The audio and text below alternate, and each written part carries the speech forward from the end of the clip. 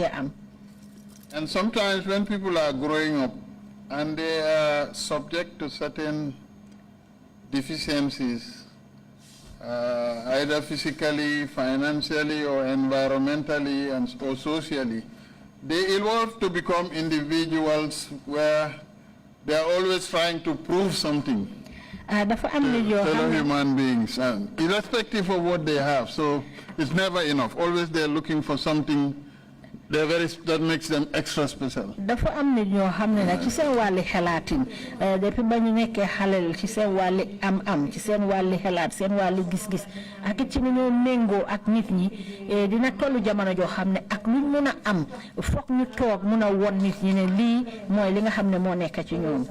Delusion of grandeur mooy wane lu rëy loo xam ne daal nit ñi dinañ foog ne lii lu rëy la kii ku rëy la.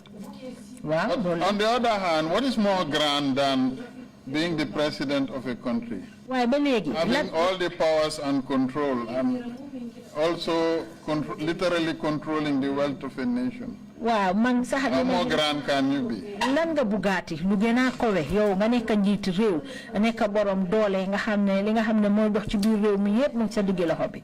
There are many presidents in the world. I didn't say I'm the president, you bury.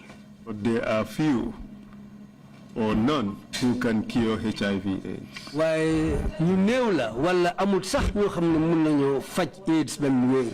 Perhaps there is that lure for that vacuum at the apex of grandeur. Hina lolu mo nek ci kaw ci xalaatam li nga xamne mu ngi buga wone ne mom ku reuy la. I once had a very interesting discussion with the registrar of Sierra Leone, who was a psychiatrist. Musna waxtaan ak ki nga xamne registrar bu Sierra Leone ko xamne mom daf daan seet ci wari xelaati nit ki. And you know, we discussed African presidents, how strangely many of them behave, and his conclusion was some of them would be suffering from obsessive compulsive disorder. Am na ñu ci bari ñoo xamne nak waxtaanoon naa ak moom lu aju ci mbiri président Afrika yi moom nag amoon na feebar boo xam ne won na ma ne ñu ci bari ci wàlli président Afrika yi loolu moo leen dal. That means whatever they're engaging in, they don't know where to stop. All the time they're going for some more and more. It's never enough. Febar bobu mo lim tekki moy ci sen xalaat ñom bëggu ñoo em fen jamono bu ci nekk rek dañoo bëgg yokku di dem kaw rek emale wuñ dara fo xamne fofu la wara em. Does that explain the move from treatment to HIV/AIDS to hypertension to diabetes to asthma to on and on? Wow, lolu mo wone ne mu ko doore affaire deret ñew ci febari sugur ñew ci jigéen nga xamne dañ am jafe-jafe pour am doom ba paré ak yeneen febar yi mo yim doon di lim nonu ndax lolu mo tax lolu. Well, I have no proof, but I think it signals a fundamental psychological disorder, the way I think. Awma luma ko wéralé de way xamna ne dafa melni dal mom amna lu manki ci li nga xamne modi walli xalaatam. Delirium moy ko xamne xelam amul ben taxaway. Possibly, amongst other things. Yet we allowed this to continue to happen and Gambians continue to die needlessly. Ba pare ci kaw lolu ñu bayiko lolu continuer ci kaw lolu Gambian si continuer di dé ci anam bo xamné warutuna am. Yes, and I think that speaks volume of what kind of people we are. Lolu nak mo woné na ñun ñi nga xamné ñoo fi nekk yan façon nit lañ. I think there are many sensible people, but there is also a lot of people who are more sensational than analytical.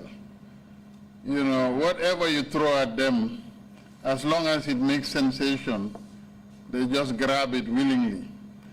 And unfortunately, it permeates the whole society. If we continue along that line, may the Lord help us.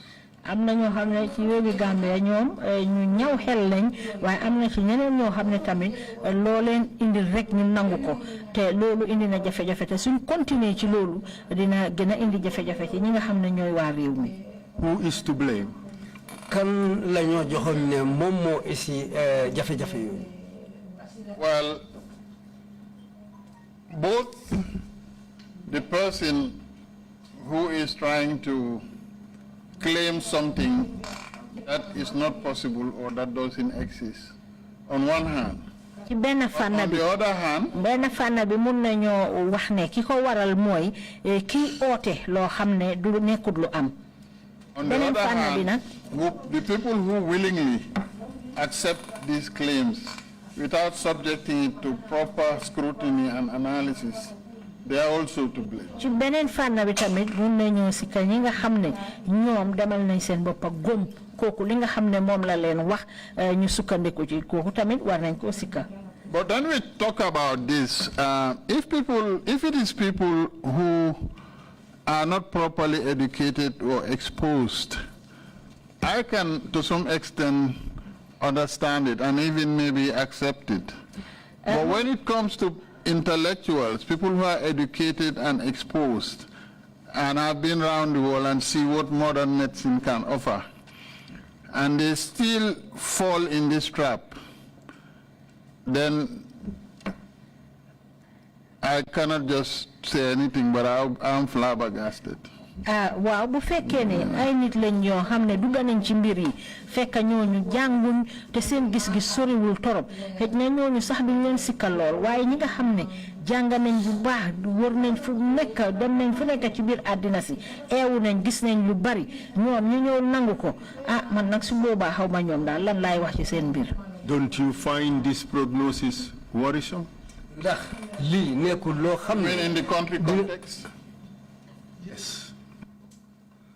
Extremely. More worrying is what shall we do to change situation? waaw li ñu ci gën a jaaxal mooy lan la ñoo mun a def ba mun a soppali loolu nga xam ne moo fi. Well, I end my questioning here, and perhaps when you close, you may throw in a few words in answer to that question.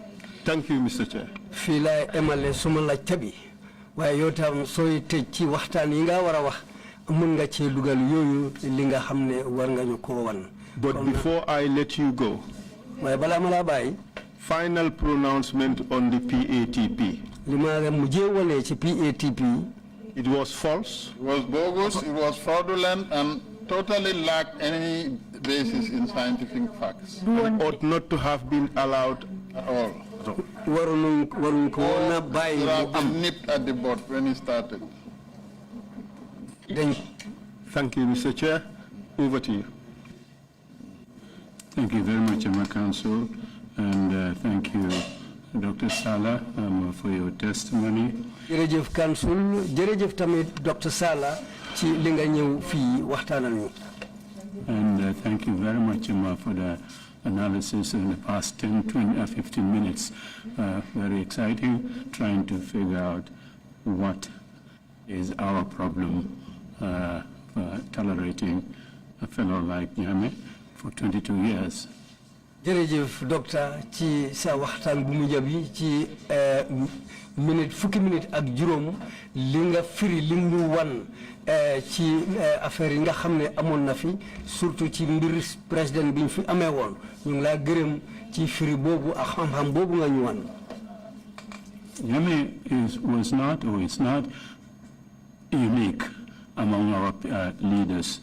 These things have been going on. The 10 years that, just to be a bit personal here, 10 years that I was with the Secretary General, met at least 30, 40 African leaders. And when I say Nyame is not alone, there are leaders who were just as, they were nuts. Sorry to use that undiplomatic language, but they all had something in common, taking advantage of some weakness in their people, perpetrating things that should not be perpetrated against their own people. li amutoon si Jammeh parce que ay at di ma liggéey ci ma jegeñ secrétaire général bi ci loolu gis naa ci ay njiit yu bari ñi nga xam ne Afrique fii mooy ñooy seen njiit ñi nekkut ne Jammeh moom kenn moo mel noonu de njiit yu bari am nañ ci réewi nit ñu ñuul ñi ñoo xam ne tamit dañ meloon ni Jammeh di jël ay coono di sonal seen nit ñi di leen teg ay affaires yoo xam ne jaaduwut àndut ak yoon di leen gétteen rek loolu am na ci njiit yu bari yi nga xam ne nekkoon nañ Afrique fii. Some were very close, some to our people. To our country, and some really, with Jammeh, try to wreak havoc on the people in this sub-region. Can you imagine Gambia going to war with Guinea-Bissau? Well, those two leaders, you have them sitting together for 4 hours. You can imagine the type of conversation that transpired during that 4-hour meeting in South Africa. am na ay njiit yoo xam ne nekkoon nañ ci gox bi ni ci réew nit ñi ñuul ñi nga xam ne ñooñu nekkuñu woon ci yoon boo xam ne yoon bu baax la xalaatal réew mu mel ni Gambia pour xeex am seen diggante Guinée-Bissau ba ndaje di am diggante ñaari njiit ñi toog South Africa di waxtaan ak ay awa yu bëri ci loo xam ne mooy diggante réew yi loolu nag mbir la boo xam ne dafa doy waar.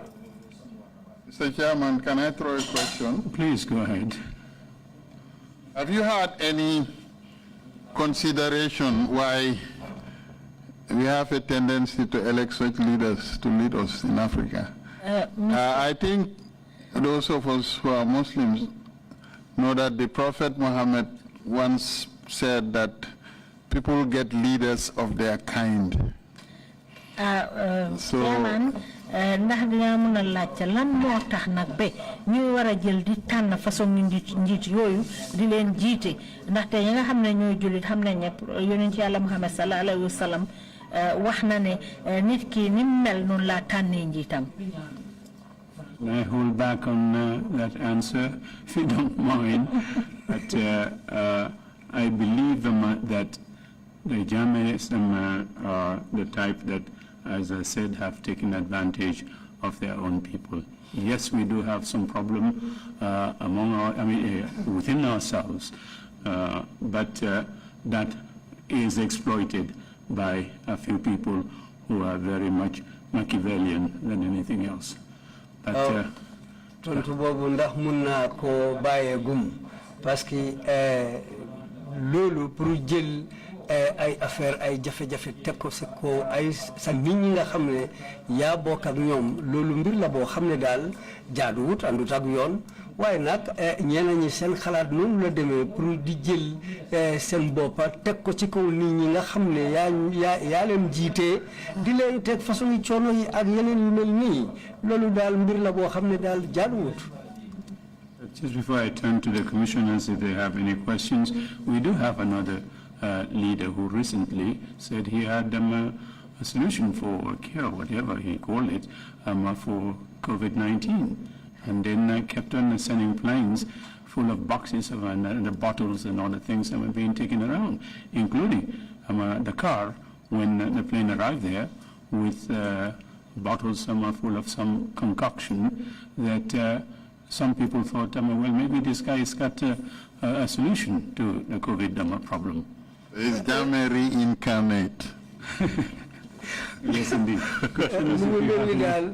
loolu am na because am na njiit boo xam ne bu yàggul moom sax wax na ne moom it am na faj pour COVID-19 ci kaw loolu nag muy jël plane di ci def ay carton yu fees ak ay garab yooyu di koy tasaare ci àddina si mu am plane sax ñëw na ba fi Dakar fii boo xam ne ñëw na ak façon yi garab boobu foofu ba nit ñi génn di bugg a dugg ci mbiri garab yooyu soo mu ngi mel ni emutoon si Jammeh am nañ façon yeneen njiit yu mel noonu. Commissioners, if you have any questions, please indicate. Ma'am Jabba, have the floor. Witness, I have listened to you very carefully. I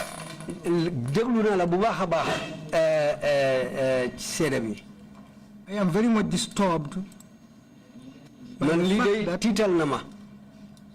Jammeh era is gone. Jammeh waxtoom bi jeex na. But each day you listen to the radio or the television, waaye bés bu nekk boo dégloo radio bi wala télévision, you hear people who claim that they can cure all the diseases under the sun. di nga dégg ay nit ñoo xam ne ñu ngi wax ba tey ne ñoom mun nañoo faj feebar yépp yi am ci àddina si. What is your take on this? loolu naka nga ko gisee?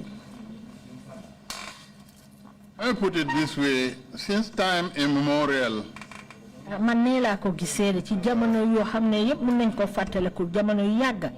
people have always made false claims all over the world. nit ñi saa yu nekk ñu wax ay mbir yoo xam ne du dëgg ci àddina si yépp. In fact, the word charlatan, which means people who claim knowledge or ability they don't have, ñi ñoo wax charlatan mooy ñi nga xam ne dañoo wone ay xam-xam wala mun yoo xam ne amuñu ko.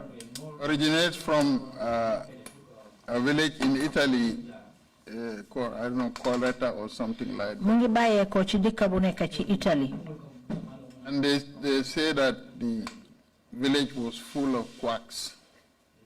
te li ñu wax ci loolu mooy ne dëkk ba mu nga fees del ak ay faj ñoo xam ne ay fajkat lu munut lañ. And until doomsday, people will always claim what they are not able to do or deliver.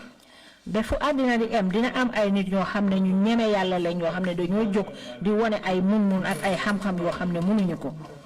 So there is a requirement in the powers that be to put in a regulatory system so that these people will be effectively controlled and limited so that they don't do much harm to humanity. dafa war a am nag ñoo xam ne dañu ay borom doole la ñoo war a doon ba nga xam ne façon nit ñooñu nga xam ne dañoo jóg rek di oote luñ mënul ñu emale leen fa nga xam ne foofu lañ war a em.